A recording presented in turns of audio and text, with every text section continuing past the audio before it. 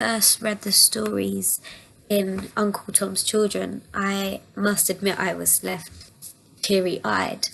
I had never previously read any works of Wright, but after reading these texts, I now understand why his voice was so important in the aggression of African Americans during the 30s and 40s. I think the main question for me was how was he able to prompt this emotional reaction in a short story. Um, I think personally it was through the progression of the characters. I mean, the characters are portrayed in the most humanly way.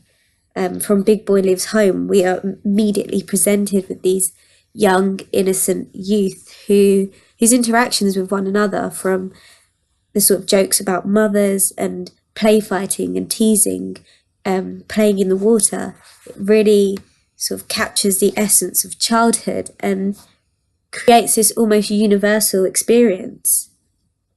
And so I feel when the characters are deemed as threatening to the white female and they are shot at, it immediately shatters this idea of adolescence. The story then suddenly takes a turn and becomes more and more unsettling, and the notions of death, not only the death of innocence and youth, but also literal death, takes precedence. I think by having Bobo be the one to get caught and die in such a brutal manner is perhaps more disturbing, as he is one of the characters who appears to be the youngest and perhaps the weakest. He wasn't very good at fighting Big Boy, and I guess it emphasises that for the black individual, they are denied their youth.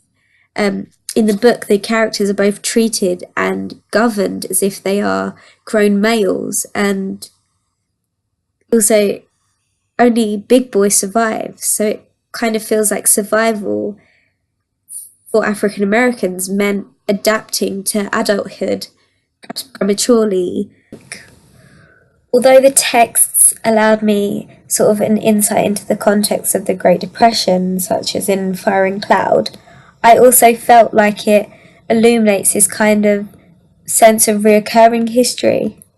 When I read Big Boy Leaves Home and read about these boys being shot at, or in Brighton Morning Star, where the character is tortured by police and sheriffs, I immediately thought of the Black Lives Matter movement that is sort of prevalent in the discourse of this decade, and the sort of instances of brutality, such as the cases of Trayvon Martin and Alton Sterling.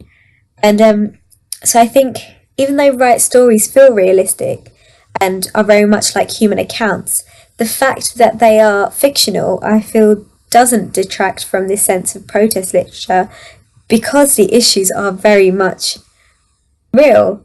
And as we discussed in the seminar, Uncle Tom was a sort of character that epitomised slavery, and therefore the title of the collection, Uncle Tom's Children, I think it suggests that the struggle of being an African American is inevitably passed on to succeeding generations. How the text illuminates the question of violence and sexualized violence. It seemed ironic that the white men in the stories who burn Bobo and shoot his friends, or even after having saved so many lives, still kill man, to me, far more violent and disturbing.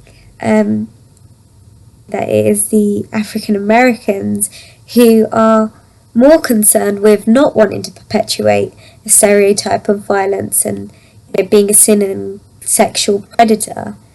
Thinking Down by the Riverside, Granny says, "You're a fool to go stealing them white folks' boats in times like these."